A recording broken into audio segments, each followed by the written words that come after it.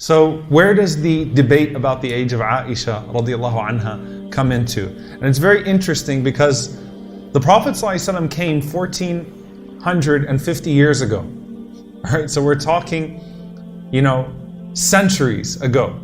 And over the years, there have been different attacks on the Prophet ﷺ, and obviously there's an agenda behind the attacks on the Prophet, peace be upon him, starting from the time that he lived himself ﷺ. And as you go through generation after generation, you see the evolution of those attacks on the person and the character of the Prophet ﷺ. This particular topic, which is a favorite talking point of Islamophobes today, was not just a minor point or a footnote in the talking points of Islamophobes over 13 centuries. It was completely non-existent, meaning you cannot find in the hundreds and hundreds of books of attacks on the Prophet ﷺ's character, from Quraysh to the Orientalists, to the early European writers on the character of the Prophet ﷺ, you cannot find a single attack on this particular facet of the Prophet ﷺ's life. Not one person takes objection to it. In fact, it is not even an item for discussion within the Islamic tradition itself. There are no lengthy discourses about the age of Aisha radiallahu anha that exist from an Imam al-Ghazali or Shaykh al-Islam bin Taymiyyah. So both the defense as well as the discourse, not necessarily in the context of a defense, both of those are contemporary issues that have been brought up. So when we say, not only was this not an issue in the time of the Prophet ﷺ in the 7th century, where Quraysh employed every attack they possibly could on the character and the person of the Prophet, peace be upon him, it was not an issue until the 21st century. Yet somehow, it's become the favorite talking point to try to portray the Prophet ﷺ in a certain way. And there are numerous ways that we could approach the issue. You could approach it and say, well, look at marriages in the past, right? And you could point to how unfair the uniqueness of the critique of the Prophet ﷺ is in this regard, because if you took from Christian tradition or Jewish tradition or completely secular tradition, you will find people that were married with much larger age gaps than that of the Prophet ﷺ and Aisha radiallahu anha, including, for example, those that believe that Maryam alayhi salam, that Mary was married to Joseph, and the age gap being almost twice as much as the age gap between the Prophet ﷺ and Aisha radiallahu anha, with Maryam alayhi salam being in her teens and Joseph being in his 80s. But that not being a discussion, not being an issue to be brought up. And I remember, it was interesting to me as I was looking, when I first started studying the biographies of people in the time of the Prophet ﷺ as a whole. And I'll never forget something that actually happened with me, and it wasn't in the context of an attack or a discourse. I was just reading in the Tabaqat and the Isaba about Abdullah ibn Amr ibn al-As. May Allah be pleased with him and his father. And it listed Amr ibn al-As and the mother of Abdullah ibn Amr ibn al-As as 12 and 10 when Abdullah was born. And I went, that must be a typo. Then I realized it wasn't, because I started cross-checking all the sources, like, wait, they had 12-year-old parents back then? Could you imagine a 12-year-old walking around with a child? Right? A 12-year-old man and a 10-year-old woman walking around in the masjid, and you'd be like, wait, what is this? That's because human beings looked so decidedly different 1400 years ago than they do today, right? And subhanAllah, you find Imam al-Shafi'i rahimahullah talking about, a 50-year-old grandmother with a 13-year-old grandson, and you're just like, what's going on here? How is this all evolving?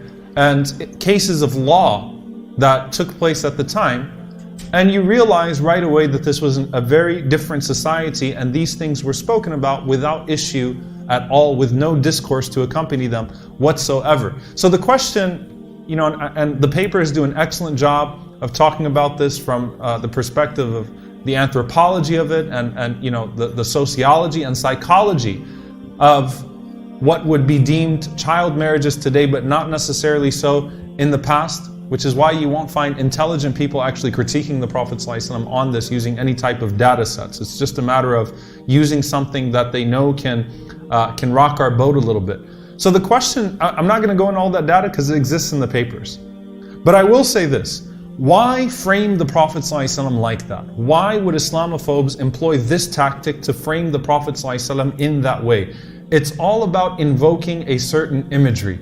One that is a portrayal of vicious Muslim men that are in need of restraining. Right? Portraying the angry, it's the same image that you get through Hollywood of angry Muslim men, angry Arab men, right? That are violent, old, and brutal and abusive towards young children, particularly young girls. So it's to portray Muslim men, by extension of portrayal of the Prophet ﷺ that way, as these violent men that are in need of being restrained. And it also goes to the women's side. Why frame Aisha radiallahu anha as a child bride? Because it fits the portrayal of Muslim women in need of rescue. Right? So Muslim men are inherently in need of restraint. Muslim women are inherently in need of rescue. Therefore, as part of the colonial project, portraying that entire side of the world as being bred like this allows for us to not only attack the Muslim identity in the West, but to pillage the Muslim world in the East. Right? So these things are intricately connected and you cannot separate them. And many academics have written about that, the portrayal of the Prophet ﷺ in a certain way that fits with the derogatory portrayals of Muslim men today. Right? Because that is, at the end of the day, how people envision or how people encapsulate the dynamics of the Muslim world as a whole. So we then ask ourselves another why. Why do we have a problem with it? Why does it not settle with me when I hear the Prophet ﷺ married a young Aisha radiallahu ta'ala anha? Why is it going to rock me? And we have to be willing to, first and foremost, acknowledge our own biases, our own cultural conditioning, that every single person is hostage to the norms of the society that they live in. And that's okay. It's okay to be hostage to those norms because that's how Allah subhanahu wa ta'ala created you. We are conditioned in certain ways based upon how we interact with the norms that are around us. The problem is not that. The problem is when we try to assign those norms to other societies. Not just, back in time, but even horizontally to other societies that exist today. Because there are vastly different circumstances that exist in every single one of their societies. So why do we have a problem with it? Well, first and foremost, the issue of child marriage, right? To completely look at or to view child marriage in a holistic fashion. And again, child marriage as it exists today and what child marriage meant in the time. So first and foremost, why would I have a problem with the marriage of the Prophet ﷺ and Aisha radiallahu anha? Well, first and foremost, why do we have a problem with child marriage and how do we assign that dynamic to the time of the Prophet ﷺ? There's the physical dimension of that, the physical element of that, and so the image of a child. And it is perfectly understandable and it is perfectly rational and reasonable to say that a child today at the same age would have been an adult 1400 years ago in a different society, that people biologically and physically matured at different rates. And another thing to assign in that dimension, so again the first one is physical, was Aisha radiallahu ta'ala anha pubescent? Did Aisha radiallahu anha reach the age of maturity? And we know that from the ahadith of the Prophet ﷺ and from the ahadith of Aisha describing her marriage herself, that Aisha radiallahu ta'ala anha did indeed reach the age of maturity. That when she went to the house of the Messenger ﷺ, she reached the one universal biological mark of a transition from childhood to adulthood before she went into the home of the Prophet, peace be upon him. So the first one is again physical, the physical biological dynamic of it. The second one is the psychology of it, right? The imagery that is evoked in our minds when you think of a child marriage. You think of a young abused child, a young child whose self-esteem has been taken away, a young quiet blank child who does not have any way of articulating the devastation of their lives and their circumstances. And when you look at Aisha radiallahu ta'ala anha, what do you see? You see the exact opposite of that in both ways. Number one, the confidence she had in herself. You cannot say about Aisha radiallahu anha that this was a woman that was not confident in herself. Very self-confident and assertive woman, more so than any of the wives of the Prophet, peace be upon him. right? The character, the confidence of Aisha radiallahu ta'ala anha was absolutely unmatched by any woman of her time. And the second thing is the love that she had for the Prophet, peace be upon him. The way that she loved the Prophet, peace be upon him, and the way that she viewed the Prophet, peace be upon him, and spoke about him in glowing terms and in a loving way. So the physical dimension is out. The psychological dimension is out.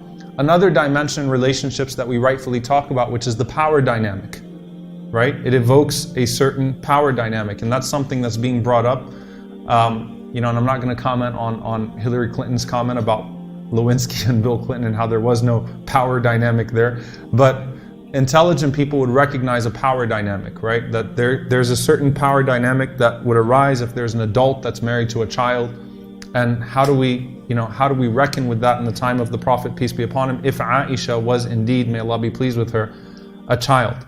Well, if you study the life of Aisha and the Prophet, peace be upon him, and no marriage comes under the microscope in our tradition more so than the marriage of the Prophet, peace be upon him, and Aisha, may Allah be pleased with her. In fact, if you were to attend any marriage seminar or to attend any lecture in the Muslim community about emotional intelligence or about how we should be kind and generous with one another and how we deal with situations in our own marital lives, the examples that you'll go to immediately are the examples of the Prophet, peace be upon him, and our mother Aisha radiallahu anha.